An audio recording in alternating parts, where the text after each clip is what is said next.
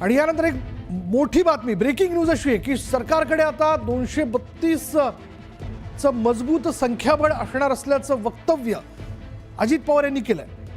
कुणी आलं कुणी गेलं तरी फरक पडत नाही असं अजित पवार यांनी म्हटलंय. 232 संख्याबळ असलेलं हे सरकार आहे आणि त्यामुळे 5 वर्ष आपलीच असल्याचं देखील अजित पवारांनी ठासून सांगितलंय.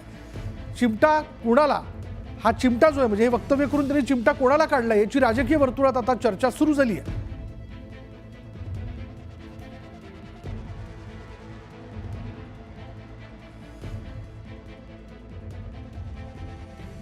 आता हे सरकार 5 वर्ष राहणार आहे. हे आता ही इकडे गेला ती तिकडे गेला असं काही होणार नाही. 237 जण आम्ही आहोत महायुतीत. 5-35 इकडे तिकडे गेले काय नाही गेले काय फरक पडत नाही. आम्हाला लागतायत 145-46. त्याच्यामुळे आम्ही सगळ्यांना धरून चाललोय.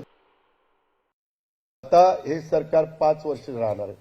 हे आता ही इकडे गेला ती तिकडे गेला असं काही होणार नाही. 237 जण आम्ही आहोत महायुतीत. 5-35 इकडे तिकडे गेले काय नाही गेले काय फरक पडत नाही.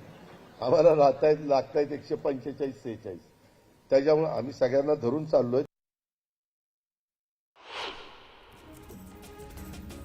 पुढे बघा, जळगावच्या सराफा बाजारात सोन्याच्या दराने उच्चांक गाठलाय. सोन्याचा दर प्रति तोळा 82,300 रुपयांवर पोहोचलाय.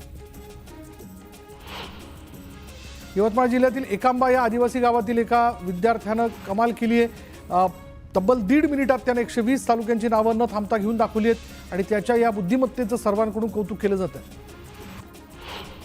हिंगोलीच्या वसमत तालुक्यात मोठ्या प्रमाणात केळी पिकाची लागवड करण्यात आली आणि या केळ्यांना परराज्यासह विदेशातही मागणी आहे आणि त्यामुळे यंदा चांगला नफा मिळाल्यानं शेतकऱ्यांनी समाधान व्यक्त केलं. पिंपरी चिंचवडमध्ये भरधाव पिकअप वाहनाने रस्त्यावरील वाहनांना धडक दिल्यानं भीषण अपघात झाला. ही संपूर्ण घटना सीसीटीव्ही कॅमेऱ्यात कैद झाली आणि या अपघातात एक महिला गंभीर जखमी झालेली आहे. सुदैवानं कोणतीही जीवितहानी झाली नसल्यानं मोठा अनर्थ टळला. धावत्या ऑटो रिक्षातून पडल्यानं 18 वर्षीय तरुणीचा